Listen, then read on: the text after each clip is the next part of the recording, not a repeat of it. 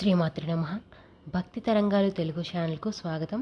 మీరు కనుక మన ఛానల్ని మొదటిసారి చూస్తున్నట్లయితే ప్లీజ్ సబ్స్క్రైబ్ చేసుకోండి. గురు పౌర్ణమి ఆషాఢ మాసంలో శుక్లపక్షంలో వచ్చే పౌర్ణమిని గురు పౌర్ణమి లేదా ఆషాఢ పౌర్ణమి అని పిలుస్తాము. మరి ఇంత పరమ పవిత్రమైన ఈ ఆషాఢ పౌర్ణమి రోజున శ్రీ మహావిష్ణువును అలాగే లక్ష్మీదేవికి ప్రత్యేక పూజలు చేసుకుంటూ ఉంటాము. ఈ ఏడాది జూలై 21వ తేదీ ఆదివారం నాడు గురు పౌర్ణమి వచ్చింది. ఈ పరమ పవిత్రమైన ఈ రోజున శ్రీహరికి అంకితం చేయబడిన రోజుగా చెబుతారు. అదేవిధంగా మన పురాణాల విషయానికొస్తే మహాభారతాన్ని రచించిన వ్యాసుడు గురు పౌర్ణమి రోజే జన్మించారు. అలాగే వ్యాస మహర్షి 4 వేదాలను రచించి భూమిపై ఉన్న మనుషులందరికీ జ్ఞానం అందించటం వలన తనను మనం గురువుగా భావిస్తున్నాం. అందుకే ఆయన జన్మదినంగా గురు పౌర్ణమిని జరుపుకుంటున్నాము. ఈ పరమ పవిత్రమైన రోజున గురువులతో పాటు వ్యాస మహర్షిని, అదేవిధంగా సాయిబాబాను, అలాగే దత్తాత్రేయుల వారిని పూజించడం జరుగుతుంది. ఈ రోజున గురువుల ఆశీర్వాదం తీసుకున్న వారికి శుభ ఫలితాలు కలుగుతాయి. నిజానికి గురు పౌర్ణమి 2024వ సంవత్సరంలో జూలై 20వ తేదీ శనివారం సాయంత్రం 5:59 పౌర్ణమి తిథి ప్రారంభమవుతుంది. అదేవిధంగా మరుసటి రోజు అంటే 21 జూలై 2024 ఆదివారం మధ్యాహ్నం 3:46 వరకు పౌర్ణమి తిథి ముగుస్తుంది. తెలుగు పంచాంగం ప్రకారం ఉదయం పూట ఉన్న తిథి ప్రకారమే మనం జరుపుకుంటాం. కావున జూలై 21న గురు పౌర్ణమి జరుపుకుంటున్నాము. గురు పౌర్ణమి రోజు ఉదయం 9 గంటల నుంచి 10 గంటల వరకు చాలా మంచి ముహూర్తం ఉండటం వలన ఈ టైంలో మనం పూజ చేసుకోవచ్చు.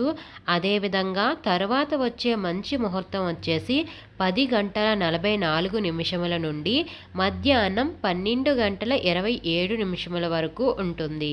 అలాగే చివరగా వచ్చే ముహూర్తం వచ్చేసి 2 గంటల నుండి మధ్యాహ్నం 3:52 వరకు ఉంటుంది. ఈ టైంలో మనం పూజ అనేది చేసుకోవచ్చు. పరమ పవిత్రమైన ఈ గురు పౌర్ణమి నాడు వ్యాస మహర్షిని కానీ, సాయిబాబాని కానీ, దత్తాత్రేయుల వారిని కానీ మనస్ఫూర్తిగా కోరుకొని మన కోరికను విన్నవించుకున్నట్లయితే తప్పక నెరవేరుతాయి. గురు పౌర్ణమి వేళ సూర్యోదయం కంటే ముందుగానే నిద్రలేచి తలస్నానం చేయాలి. ఈ పరమ పవిత్రమైన రోజున శ్రీ మహావిష్ణువును, లక్ష్మీదేవిని ఆరాధించాలి. అలాగే గురు పౌర్ణమి వేళ వ్యాస మహర్షిని కూడా పూజించటం వలన విశేష ప్రయోజనాలు కలుగుతాయి. ఈ రోజున మనకు విద్యాబోధన చేసిన ఎటువంటి గురువులనైనా మనం పూజించటం వలన ఉత్తమమైన ఫలితాలు లభిస్తాయి. వారి ఆశీర్వాదాల వలన మన అనుకున్న పనులని సక్రమంగా నెరవేరుతాయి. గురు పౌర్ణమి వేళ చంద్రుడి ఆరాధనకు ప్రత్యేక ప్రాముఖ్యతలు ఉన్నాయి. అదేవిధంగా ఈ రోజున చంద్రుడికి ఆజ్యం సమర్పించటం వలన జాతకంలో ఉన్న దోషాల నుండి విముక్తి లభిస్తుంది. అదేవిధంగా ఈ పరమ పవిత్రమైన రోజున ఉపవాస దీక్షను ఎవరైతే ఆచరించి చేస్తారో వారి వైవాహిక జీవితంలో ఉండే సమస్యలన్నీ కూడా తొలగిపోతాయి. గురువుల ద్వారానే మన అందరి జీవితాలలో ఒక జ్ఞానం అనే మెరుగు ఏర్పడుతుంది. మన తల్లిదండ్రుల తర్వాత గురువులదే గొప్ప స్థానంగా భావిస్తాము. మరి అంతటి గొప్ప స్థానం ఇచ్చిన గురువుల అనుగ్రహం ఉన్న ఏ వ్యక్తులైనా సరే తప్పకుండా జీవితంలో విజయం సాధిస్తారు. గురు పౌర్ణమి రోజునే శివయ్య తన జ్ఞానాన్ని అందరికీ పంచారని, అదేవిధంగా బౌద్ధ మతంలోని బుద్ధుడు గురు పౌర్ణమి రోజే తన శిష్యులందరికీ ఉపన్యాసం ఇవ్వడం జరిగింది. ఎంతో శక్తివంతమైన ఈ గురు పౌర్ణమి నాడు ఎవరైతే ఈ వస్తువులను దానం చేస్తారో కూటికి లేని వారైనా సరే కోటీశ్వరులవుతారు. ఎప్పుడైతే మనకి ఆ గురువుల యొక్క బలం లభిస్తుందో మనం సాధించాలనుకునే ప్రతి పనిలో విజయం లభిస్తుంది. మరి వేటిని దానం చేయటం వల్ల మనకి విశేష ప్రయోజనాలు లభిస్తాయో అవి ఏమిటో ఇప్పుడు మనం తెలుసుకుందాం. శనగలు.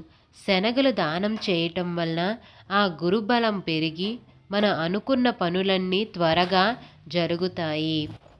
వీటితో పాటు పసుపు రంగు మిఠాయిలు, అదేవిధంగా పసుపు రంగు వస్త్రాలను దానం చేయటం వలన శుభ ఫలితాలు వస్తాయి.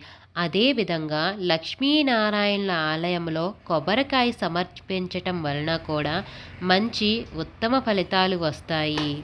ప్రతి ఒక్కరూ కూడా ఈ గురు పౌర్ణమి నాడు వ్యాస మహర్షిని కానీ, సాయిబాబాని కానీ, దత్తాత్రేయుల వారిని కానీ ఎంతో భక్తి శ్రద్ధలతో ఆరాధించటం వలన మనకున్న అన్ని కష్టాలు తొలగిపోయి మనకున్న ఆర్థిక ఇబ్బందులన్నీ తొలగిపోతాయి. కాబట్టి ప్రతి ఒక్కరూ కూడా ఈ గురు పౌర్ణమి నాడు దేవాలయ దర్శనాలు చేసుకోవటం వలన శుభ ఫలితాలు కలుగుతాయి.